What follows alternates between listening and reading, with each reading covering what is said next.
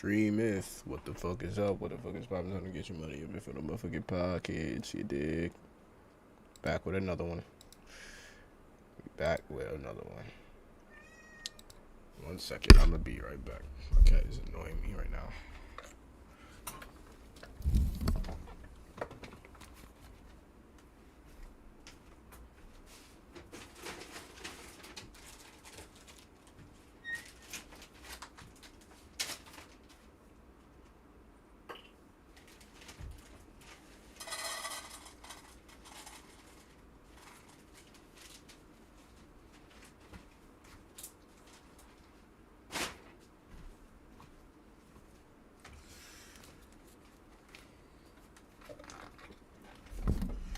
Ramadan Mubarak to all my Muslim brothers and sisters around the world. You already know what the fuck is about to happen. We waited 30 days for this. 30 stressful days. Stressing from work, coming back home, stressing on rivals, my nigga. No motherfucking weed. No, I need that. I needs that. Need to put BB in Spliff. Anyway. About to roll that up and watch some random fucking videos until I either fucking pass out or somebody gets me into a video game, because I don't even feel like playing anything right now. That being said, imagine being able to build an app with your name on it just by thinking about it. Meet Base 44, a complete AI creation platform. Describe what you want and watch it take shape. You can plan, customize, and expand in any direction. From tools built for one to platforms ready for many. From passion projects to enterprise-grade systems. Everything is built in and ready to launch. It's a new world of creation, where you can go as far as your imagination takes you. Can you imagine it? Let's make your dream a reality right now. Got the Paxkey right here. Feel me? We love. Alexa, turn my I might lights in get my room. canceled for saying this, but most of the emotional weight that you carry every single day is stuff that you were never meant to hold in the first place. Like guilt about things that I said a year ago, or fear that I'm not doing enough. I've been holding on to resentment because someone hurt me and never apologized. The truth is, it started with a single mysterious radio signal, encrypted and impossible to decode. But U.S. intelligence believes it was a secret message aimed at Iranian sleeper cells, and they could already be living in your neighborhood.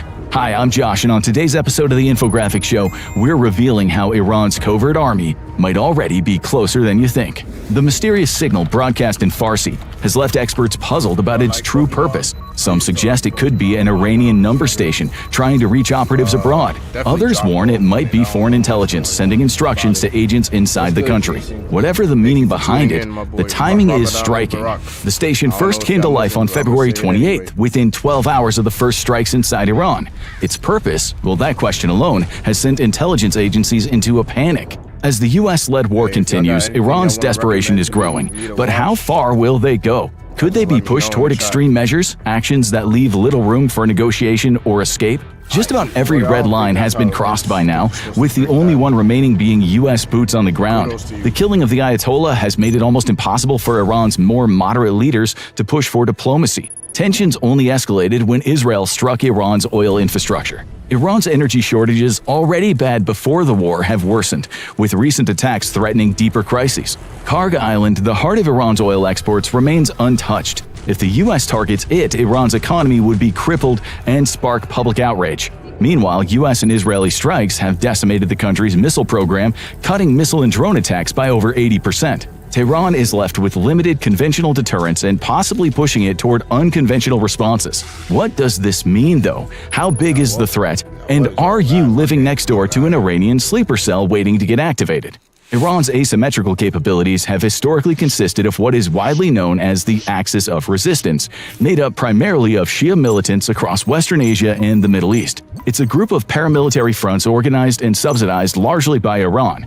Through the various agents, Iran can attack enemies and act with plausible deniability. The The primary players include Hezbollah, one of Iran's largest client organizations. Quickly galvanized by the Islamic Revolutionary Guard Corps, or IRGC, Hezbollah unified separate factions into a single force. A persistent thorn in Israel's side, it remains equipped with mortars and rockets largely financed by Iran. In the opening days of the Iran war, the IRGC reached out to its proxy forces, and Hezbollah is currently the only group to mount a significant response, a move that may have strained its leadership after Israel's devastating attacks in late 2024. The Islamic Resistance in Iraq, or IRI, is another key component, though its ability to coordinate at scale has been reduced by U.S. military action. Composed of Shia militias outside Iraq's official government, the IRI has carried out rocket and drone strikes on U.S. bases and organized violent protests targeting the Baghdad Green Zone. Hamas, once Iran's trump card alongside Hezbollah, has seen its power greatly diminished and did not respond to Iran's call to action, largely remaining dormant. The Houthis are probably Iran's most operationally successful proxy and have repeatedly attacked shipping in the Bab el-Mandeb Strait. This has impacted global trade, forcing cargo ships to avoid the Suez Canal and reroute around the Cape of Good Hope. The problem with Iran's axis of resistance is that each actor is a known threat, and thus the US, Israel, and other allies have worked to degrade their capabilities. Israel decimated Hezbollah's ability to pose a significant threat and combined that with the destruction of much of Hamas. Tensions are escalating everywhere, and there is more to uncover. Make sure to like, share, and subscribe, and don't miss our other videos on what's happening in the Middle East. While it's possible that the mysterious signal was aimed at these groups, it's far more likely that the signal that has Western intelligence on edge was meant for other threats. Threats which have laid low and out of much of the public sight despite being very active in the last few years. For nearly a decade, Iranian covert agents have been at work abroad. Influence agents have worked to sway public opinion in the Western world away from Israel, penetrating even into college campuses typically under the guise of Palestinian liberation organizations. However, things became significantly more kinetic starting in the 2020s. In 2021, a cell of Iranian agents was charged in the US for conspiracy to kidnap. Their target was American journalist and human rights activist Masih Alinejad. The Iranian-born activist had exposed the regime's abuses and called for a change on the world stage. The plan was to send her to Iran where she could face torture and execution. The agents were also charged with sanctions violations, bank and wire fraud, and money laundering. In 2025, European nations condemned Iran for launching a variety of intelligence and criminal operations against Americans and Europeans. Britain disrupted 20 Iranian plots to kidnap or kill British citizens or Iranians living in the UK. 3 Iranian nationals were arrested and charged in a plot to kill journalists in Britain whom the Iranian regime viewed as threats. This was part of a larger operation specifically targeting Iranian operatives, with 8 Iranian nationals detained prior to this. In Germany, Iran recruited a Danish citizen to conduct surveillance on Germany's Jewish citizens. It's believed that this was in anticipation of a terror attack targeting German Jews. This came just 5 years after Iranian-German Jamshid Sharmad was kidnapped in Dubai by Iranian agents and smuggled into Iran, where he was eventually executed in late 2024 following a sham trial. It's clear that Iran poses a significant threat and has been waging a shadow war against the West.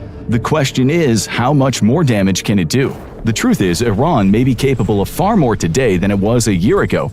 The evidence from this comes from a disturbing new trend in Iranian operatives overseas, a willingness to work with violent criminal organizations. The first hints of this popped up in 2011 when Iranian intelligence tried to hire a Mexican cartel hitman to murder the Saudi ambassador.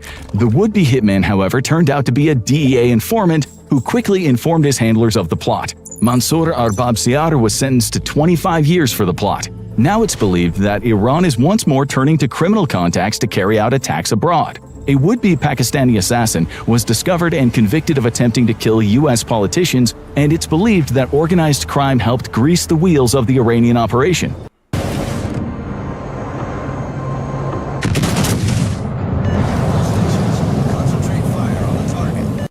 In early 2026, Carlyle Rivera, a convicted murderer and U.S. citizen, was sentenced to 15 years in prison as part of a murder-for-hire plot on behalf of the Iranian government. Rivera's target was a journalist critical of the Iranian regime.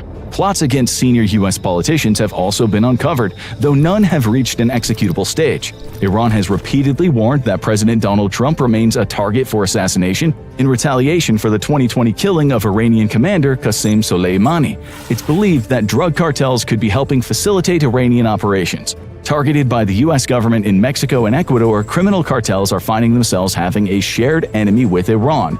Given the incredible resources at both groups' disposals, the threat is significant enough for US security forces to take note. But attacks may not be reserved just for journalists and political figures. It's increasingly feared that Iran might be mobilizing jihadists that it's kept in reserve until just this moment.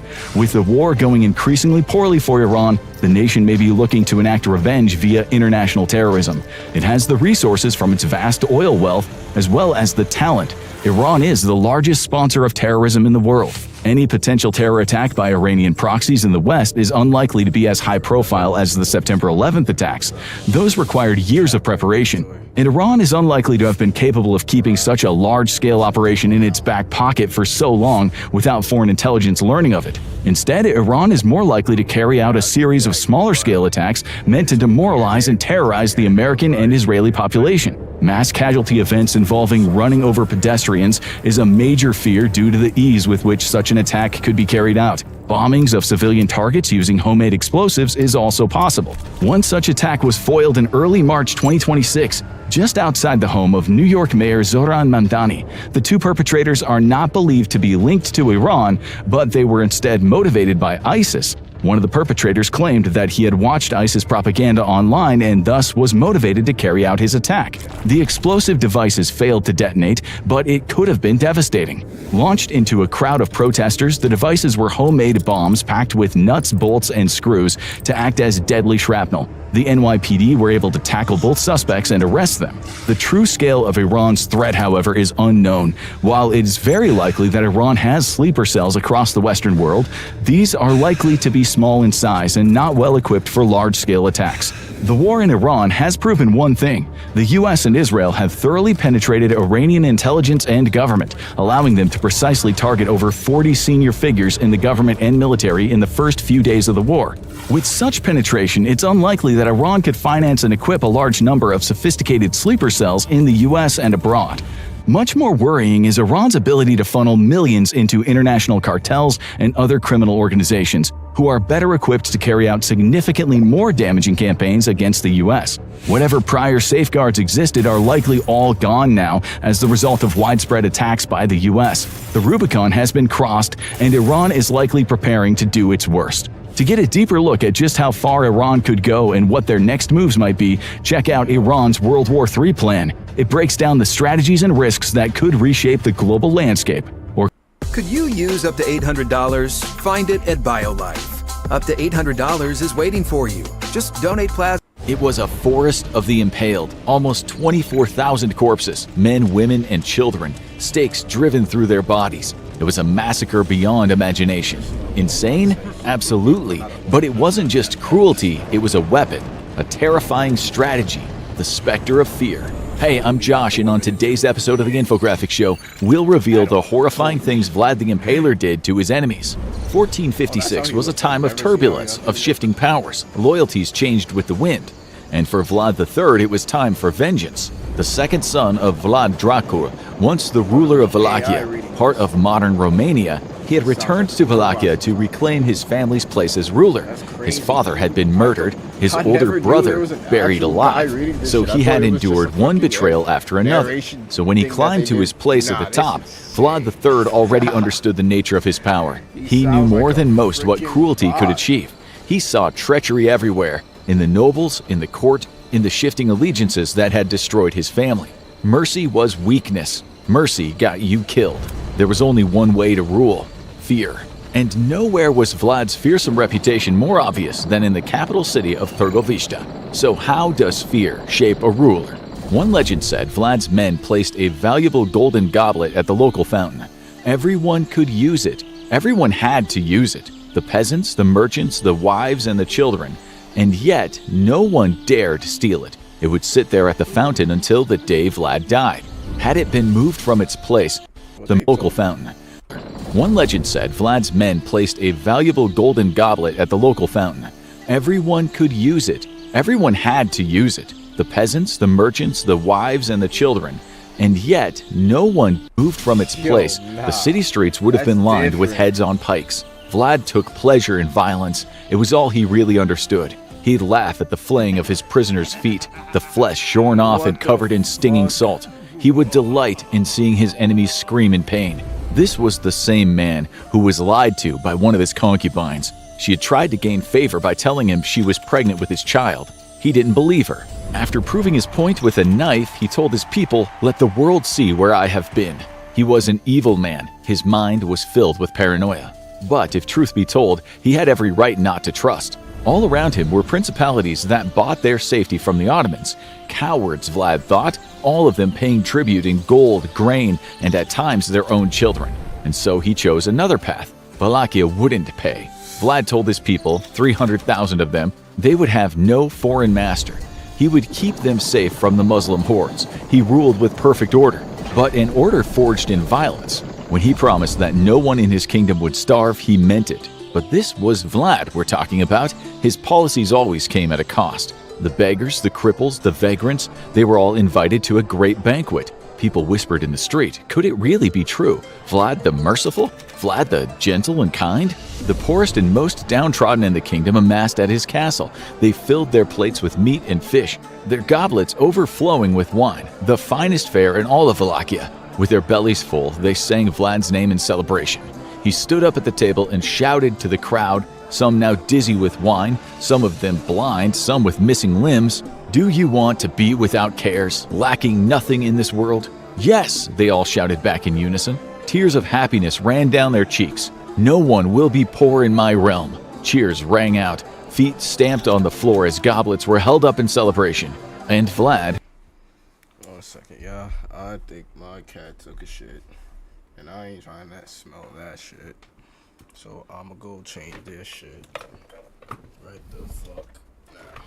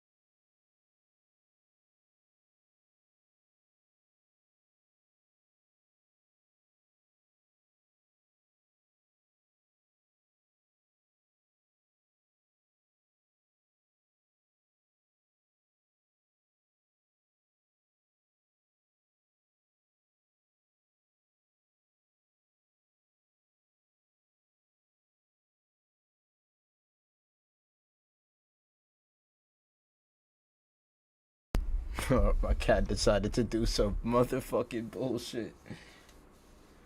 Boy decided to shit right on the fucking litter mat.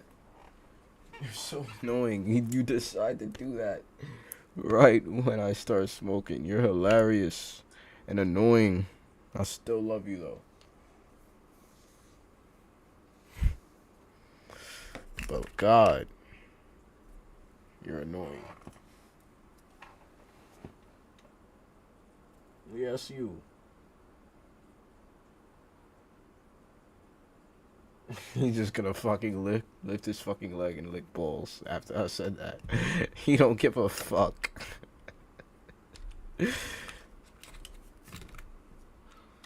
Was a man of his word. The Ottomans he so deeply hated and feared were far more capable than he was of taking care of their poor. They ran soup kitchens and homeless shelters. They had free hospitals for the sick and the lame. He couldn't compete with that. But he did as he promised. The poorest and the hungry were soon gone from his realm. When the banquet was nearly over, the crowd full and grateful, still praising his generosity, he rose and walked out through the heavy wooden doors. His men barred them behind him. Burning arrows struck the walls. Resin caught fire. The timber went up and there was no escape. They choked on the smoke or perished in the flames. Maybe 200 of them, possibly 600. The exact figure isn't known. The chronicles don't get bogged down with numbers, but the fact remains, Vlad built a furnace for the most needy in his kingdom, and he claimed it was for the greater good. After all, the people he called idle, the criminal leeches, were now all gone. He tended to the desperate without spending more than the cost of a meal. Was it fear or mercy? The threat to Vlad's rule didn't come from the poor. They were merely an inconvenience. It was the other nobles that he had to worry about, the same people who had murdered his family.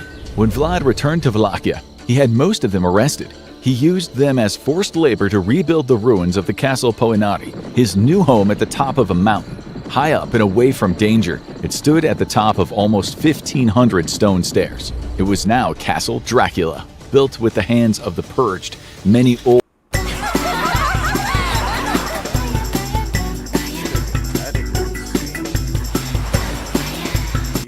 and frail who died in their labor. If this tale of vengeance and terror sent chills down your spine, make sure to like and subscribe for more stories of history's most horrifying figures. Know someone who thrives on the darker side of the past? Share this video and see if they can handle it. When he announced he'd come back to Wallachia to reclaim the throne, it wasn't just ambition. His father had been overthrown and killed in a rebellion involving local boyars and Hungarian forces. These same boyars had all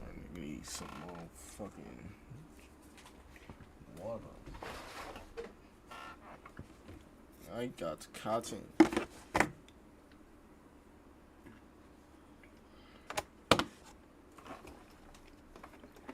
that's it. Oh, man.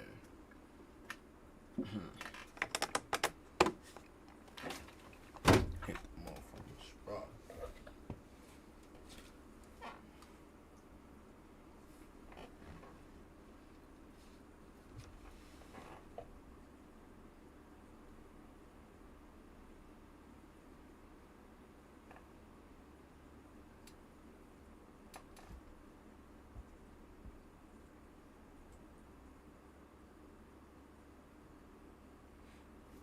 You're not gonna let my hand go? Put your nails away at least, bro. You just gonna hold me hostage?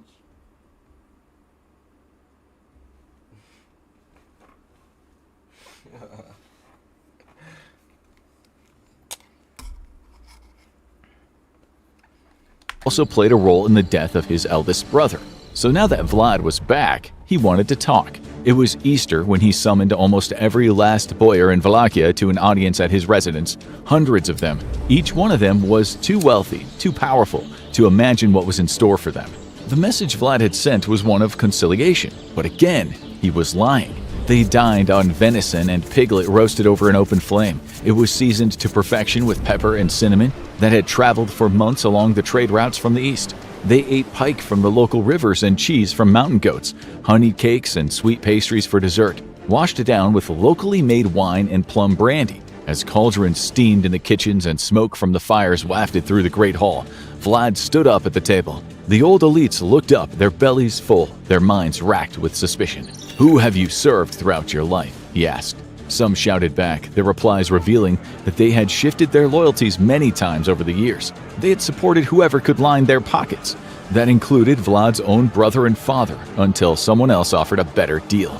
Vlad's men rounded them up. The elderly were impaled immediately outside the castle. The Vlad that included loyalty looked up from the fires. Locally made mountain goat months along the trade route. It was seasoned to perfection with pepper and cinnamon that had traveled for months along the trade routes from the east. They ate pike from the local rivers and cheese from mountain goats, honeyed cakes and sweet pastries for dessert, washed it down with locally made wine and plum brandy. As cauldrons steamed in the kitchens and smoke from the fires wafted through the great hall, Vlad stood up at the table. The old elites looked up, their bellies full, their minds racked with suspicion.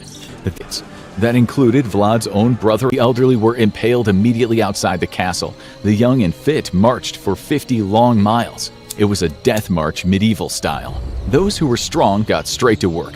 With swords pointed at their backs, they lifted heavy stones, laboring for weeks on end with barely any sustenance to power them. Men whose soft hands were used to only counting money were now slaves. One by one, they collapsed from exhaustion. When they could no longer work, Vlad had his men impale them alive, a sharp stick driven through their internal organs. Each one was left out in the road for anyone who passed. It was a message written in blood. This is what happens to deceivers, to men who are disloyal. With the old nobles purged, he needed men who would die for him. Not ancient family names, not landed aristocrats, men who toiled on the farms and would sacrifice everything for a noble leader. Vlad was building a peasant army, an inspiration for the tyrants of the future. He gathered loyal farmers, soldiers, enforcers, mercenaries, and outsiders from other lands. Some were hardened fighters, some were thugs, but they were dependent on him, and that is all that mattered. These men, the thousands of them, became his instruments of power, and they were excellent and loyal workers. They spied for him, they arrested people, and they punished them with a vengeance. And that's when justice in Wallachia became swift and spectacular. A thief might be crushed under a heavy cartwheel, a traitor flayed with a sharp knife, a rebel's impaled body displayed as a warning to everyone else. This was Vlad's new power base, ruthless, obedient, and incredibly effective. Without them, his rule would not have survived a season, never mind years. The Ottomans surrounded Wallachia on all sides. They were pragmatic people. Pay tribute and you can practice Christianity. Wallachia under Vlad was still technically a vassal state. It was still expected to pay. The Ottomans were unbeatable, too powerful, too advanced for small states to form a resistance. How did Vlad respond? When it came to the Turks, he had very little time for tolerance. They tried to make amends, but he wasn't interested. Once they sent an envoy, ambassadors from the mighty Sultan Mehmed II, ruler of a vast and formidable empire, with one message: pay and your kingdom will remain under your control. We don't want war. Vlad invited the ambassadors into his castle. He offered them comfort and food. It seemed like his intentions were good, until the Turks refused to remove their turbans. They apologized. It was a religious custom, not an insult. Vlad had his men hold them down one by one. As the Turks screamed out, their apologies went unheard. Vlad's men drove long spikes through their heads, nailing their turbans in place for the rest of their very short lives. Word soon spread. Vlad was upsetting the order of things. He was becoming a thorn in the side of everyone around him. We have got to the point where literally anybody can build a fully working app without knowing how to code. This is Base 44. This is a first look at the current industry-leading AI app builder. And he was just getting started. He needed money, he needed goods. His small kingdom was locked in, surrounded by towns and villages of Germans and Turks. They were not prepared for what came at them. Vlad's ruthless army, raiders prepared to enact the worst atrocities heard about in centuries. He sent them to the neighboring Transylvania, Brasov and Sibiu, thriving centers of commerce and a home to a large population of German merchants. Situated on busy trade routes, they were known for their riches. They didn't know what hit them. Vlad's men didn't just loot. They set the outskirts ablaze, turning the sky black with smoke. People ran screaming as they were cut down one by one. As the merchants watched from behind the city walls, Vlad turned the fields into a forest of stakes, impaling thousands to send a message. Raid after raid followed in the same vein, mass slaughter. Everything burned. In his wake, he left masses of innocent citizens dead, their bodies impaled on stakes. His men would throw people into cauldrons of boiling water. Officials and citizens alike, all across southern Transylvania, settlements and towns were plundered and burned to the ground. This was an open rebellion. Vlad was raiding Ottoman territories, towns no longer able to pay tribute because Vlad had left nothing and no one behind. Vlad the Impaler had to be stopped. All over Europe, people heard his name, his actions described in Saxon medieval chronicles. Like the time he entered a town and gathered up 300 locals. He boiled every one of them in batches, one after another, until their meat was tender. Those he left alive were forced to eat the meat, mothers eating sons, husbands eating wives. Stories printed in what was effectively a tabloid media of the Middle Ages. He was a madman. An accusation perfectly encapsulated by what happened in April of 1459 at the Transylvanian city of Brasov. This was a beautiful place surrounded by mountains, with the castle walls supposed to keep men like Vlad from entering. His men pillaged and burned down the houses. He gathered up the men, the women, and the children and took each of them to the hill by the chapel of St. James. It was there that he ordered his men to set up a table for his lunch.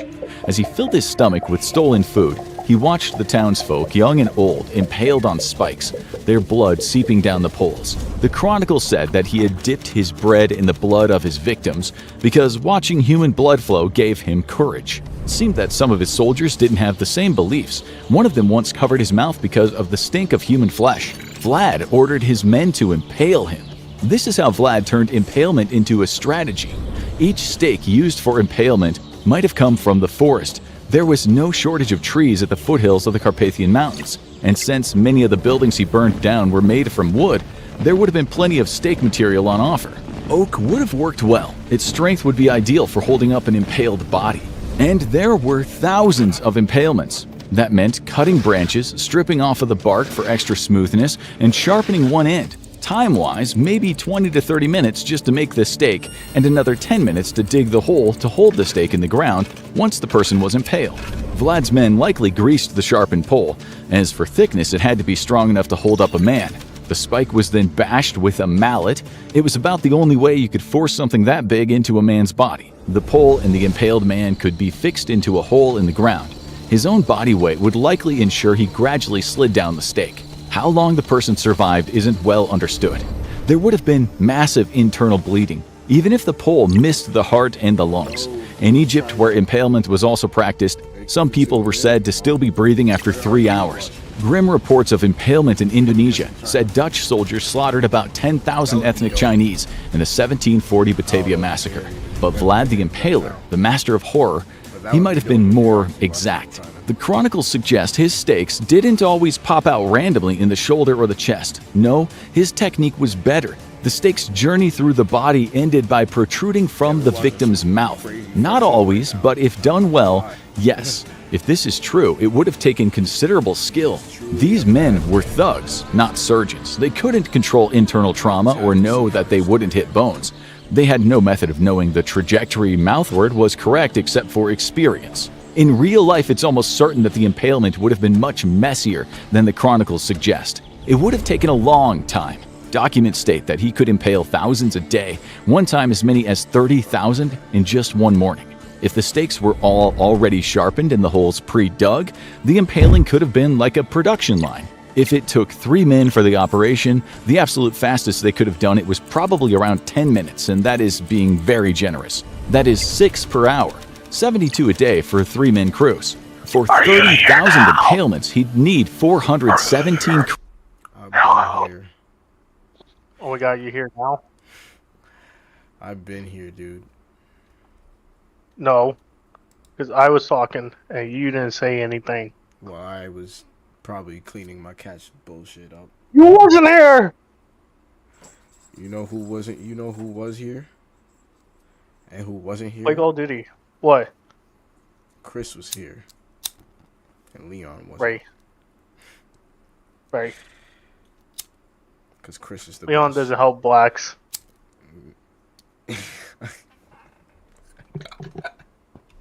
I'll clip to that, you bitch. Oh my god. Leon is racist. Clipping, bro? Confirmed. Leon S. Kennedy is racist. Yo, wait, he dead don't help blacks. The one black man he knew died, right? Yep. We'll let him die. Oh, nah, The man. good boy. It's confirmed. It's confirmed, bro. Like the good boy he is. Leon and motherfucking Vendetta is racist. What? It's confirmed. Are you gonna play Call of Duty or no? Yeah. You gotta wait though. Oh my god, Play why? another game or whatever. I'm gonna be done after that game. What are you getting doing? belt? I'm smoking, dude. Oh my god, you can't smoke, bro. Yes, I can. It ended today, You mean? dumbass. To Fuck me, you, nigga. Yeah. didn't end today, ends tomorrow. It ended today. Oh my god, bro. Alright, well, you could get on while you're packing. No. What if I don't fucking want to? Oh my god. Huh? I'm not trolling. Hurry up and get on, bro. Oh my god. Are you getting belted or something? Damn, why you want me to get on so bad? Because I want to play COD. I'm not playing right now. I played 2 games earlier. I won my first and I lost my second. But I didn't lose any SR. I mean, you got like, how much SR protection you got left? Yeah, one more loss. I can only take one more before, then they'll start giving me a. Well, I'm smacked as shit, so. Oh my god. Oh, you're selling me. Yo, we gonna have to see about that, bro. I gotta No, go to no. post first. I gotta go to post first. No, we're not playing. We're not playing. Everything's okay, bro. Nah, gang. No, it's over. Chill, bro. That's over, bro. Click on Roblox You don't real believe quick. it? Oh, let's go on Roblox actually. Nigga said Roblox. Nah. Let's play fucking Castle Miners Z. Yo. Nah, we getting on COD, pussy. Oh my god. Switching over. Boom. You like that transition stream? You keeping it on. Just gotta switch the game real quick.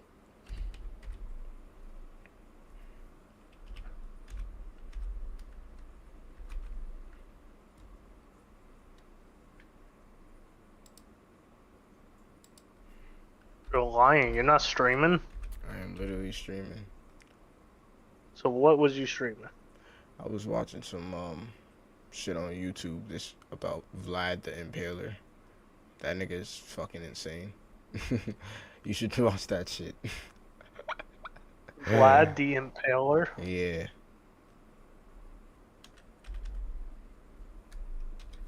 I don't like the sound of that. You shouldn't. Yo, he's insane, bro. The shit he did, dude, like, holy fuck.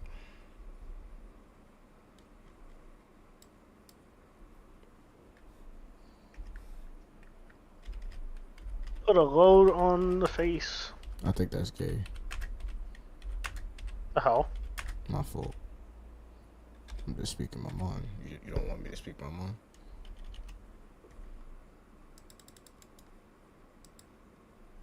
Look at 60 tonight. Yo, Let me see. Look at the GOAT getting learning from the GOAT. Let me see. I don't know if he got 60. Look at young GOAT learning from big GOAT. He did get 60. Yo, you ain't bet on Luca? You ain't bet the house on Luca? Nigga, Braun had a triple double. Yo, you baited, bro. Braun had a triple double. Of course he Luca did. had I ain't 60 points and surprised 5 about that. steals. God damn, though, Luca. God He's a goat. damn, who they was playing? The Heat.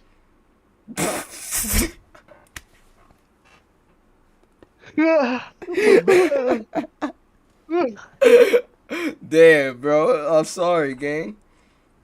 Bro, it doesn't matter. Luca's go. I'm on team Oh, Luca. is Luca over the Heat now? It's Luca over everything. Oh, this nigga just threw his cock in his stomach. Eat the whole plank.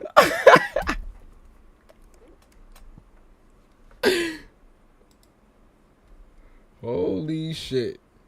Or he's the reason why the Lakers are the 3rd seed in the West.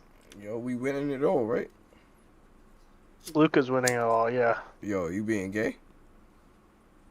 No, Luka's Luka and Luka. and LeBron, nigga. Fuck is you talking about, pussy? That's crazy. Matter of fact, LeBron's gonna get Finals MVP. The fuck?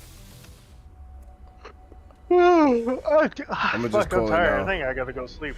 Yeah. Shut the fuck up. You don't go. It's no sleep, bro. What the fuck this nigga think this is? Tell me right now, stream.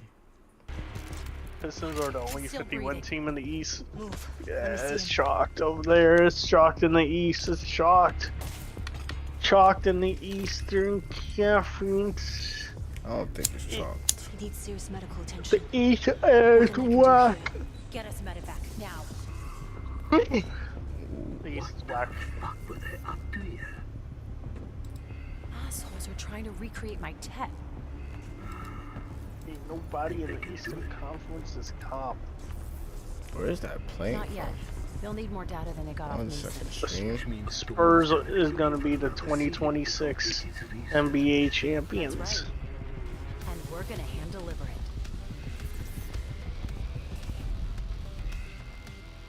Is that plane from the? Where the fuck? All right, that was confusing. Don't confuse yourself. No, you confused yourself because LeBron is gonna get Finals MVP. Nah, let me stop. We need Deion Brown for 3 more rebounds. Yo, no, you don't. Oh my god. I don't think he's gonna get 3 more rebounds. Bro, no, you fucking don't. I'm yawning again. No, I you yawned fucking 3 don't. times in like 2 minutes. I think it's a sign. You got work tomorrow? Yeah. Well, it don't fucking matter. Ugh, I'm tired. You wanna run Ah. Nuketown? Then we run. Nuketown. Yeah, just for me to warm You went up. multiplayer? Oh my I need to warm up. god! I don't want to sell you, gang. I Who's don't gonna want to sell sell anyway? you. I'm gonna sell anyway. Yeah, you chatting, nigga. It's not like we're gonna use these guns or play on this map. I'm gonna use the same exact class I have on ranked. That's what I do. Oh, you're selling me. How am I selling? Because I want to warm up and make sure I'm not selling.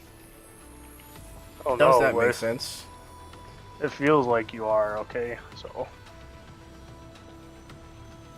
How the hey yo, how you know how I feel? Yo, what's up? what's up with my penis? What did you laugh? Cause you're gay. And I'll clip you. Bro, you gotta be mean, bro. Yeah, I wish you had a got fucking him. Bro, don't be mean. I'm sorry. What? No, you're not. Of course I am. No, you're not. Yo, we should play Chivalry. No, Yes. Chivalry 2. play chivalry. Oh, that fucking Yes. voodoo, you voodoo bitch.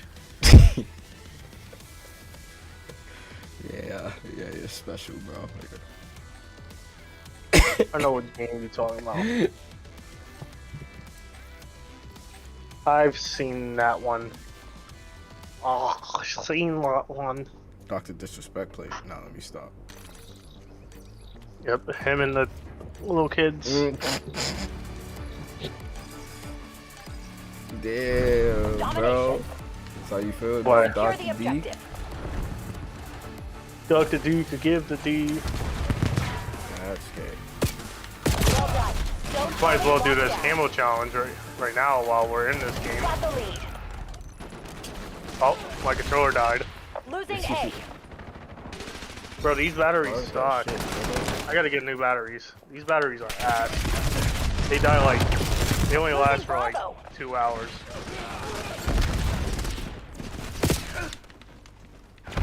these batteries only last for like 2 hours. Losing B. It takes so Bravo long to lost. fucking use this thing. We're losing Charlie. Hostile UAV established above. You're behind, Jackass. Wait, I didn't kill the other guy? Oh my god. Enemy Nah, CUAV I'm established smacked. overhead. It didn't even say I hit that guy. I don't know if I'm What? lagging.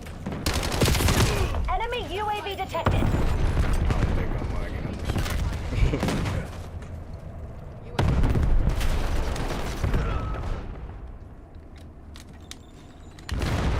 I'm just... I'm being gay. I'm using a grenade launcher, so That's insane. I gotta use the camo challenge. Nah, I'm not talking about you. Oh, that didn't get a kill. That's bullshit. Bro. Okay, I am lagging. I'm definitely lagging. I'm not lagging. Underway on Bravo. Stop lagging. Question mark. Bro. I'll try. Bro, I can. What's up? Don't worry, it won't be this many Yeah, people. It I won't be can this get map. I know. I'm not tripping. I'm just trying to get my aim up. Come on.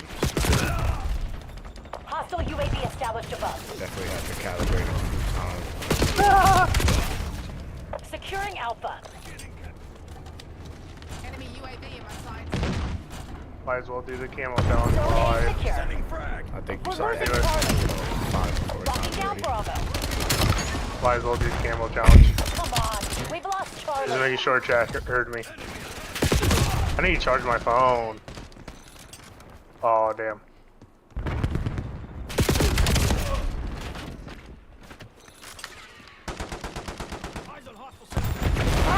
Yeah. Fuck. Enemy HKD drop detected. Okay.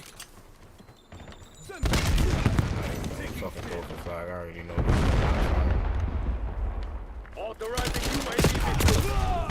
Hostile LDVR drop detected. What if I get reported for using a grenade launcher? Yeah, I'll take it. A lot of bullshit. You can't get reported for that. We're losing Alpha. What?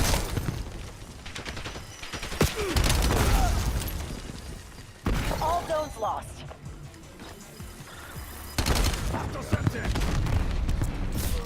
Securing C. Yeah, they're really good at this game. Yeah.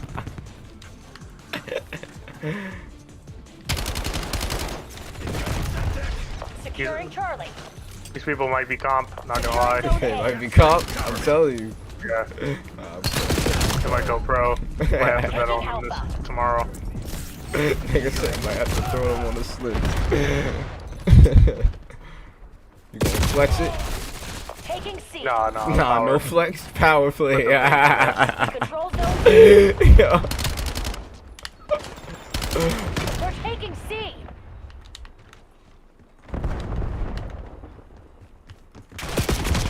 Nigga wanna hide and then wait until I run. Okay. Enemy What UAV a detected. Bro, this guy's Like- hilarious, bro. Cool. This fucking random person I'm shooting the grenade launcher at. Why? He just keeps running up to me and just dying. No. Hostile UAV established above. I'm crying, son.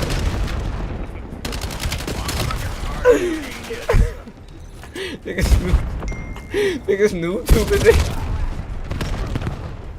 Look, Nah, I that killed gotta him be again. fun, bro. That gotta be, yo, nah. Just so Oh, dumb, nah, bro. they backpacking now. He's stacking, Yo, these stacking niggas, yo, the grenade launcher. We're word. losing Charlie. They double chowing. Enemy Bro, UAV double detected. chow the grenade launcher, bro. Most Bro, I overpowered gun in the can't, game. We been lost this game. I'm just fucking trying to not fucking Hostile counter be able to UAV not. above. Hey, you see how fucking smacked I am? Taking A.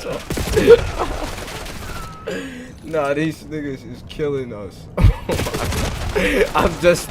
Yeah, they are. Down Charlie. Oh my Tell you, bro, god. they're going pro. Bro. It's probably only us two left, right? There's no way. Like, niggas. This shit got me crying right now, son.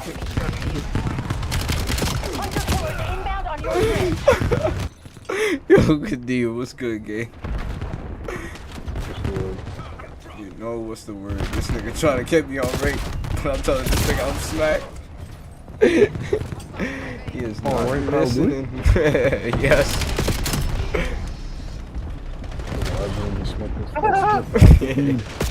I just hit this guy with a 360 YouTube, bro. Oh, nah. Clip that, chat. Securing B. Well, I'm on a streak. I don't know what y'all niggas wanna do about that. We could, I was on the streak earlier. get on. I got my aim up. It's just these niggas is fucking killing us with all these scores. And they got more people and shit. Look, I couldn't even fucking reload all the way. What the fuck was that? Why the fuck did it take like 50 years to reload my driving just now? Yo, what is up with my fucking TV? Shot you. Hellstorm inbound. No. Securing Alpha. Yeah, these niggas is just dick riding now. How the fuck I ain't get the What are you waiting for? Make your move. Fucking TV is. Taking C. Like, what is going on?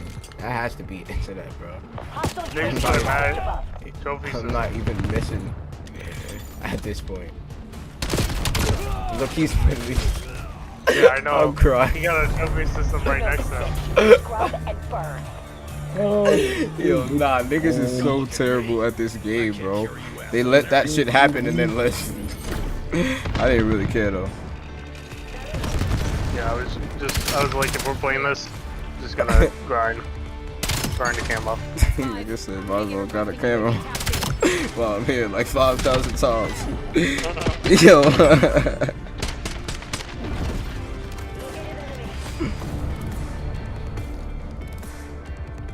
Yeah, this guy's not getting it. He's not getting the 5 rebounds. It's over. You gotta believe, bro. No, he's not getting it. It's fucked up. Don't believe him. Everything is just stuff like how possible? Ah, fuck. My TV's not working. I did the read. Oh. Oh. That shit just hurt it. I wanna put my poop in the butt.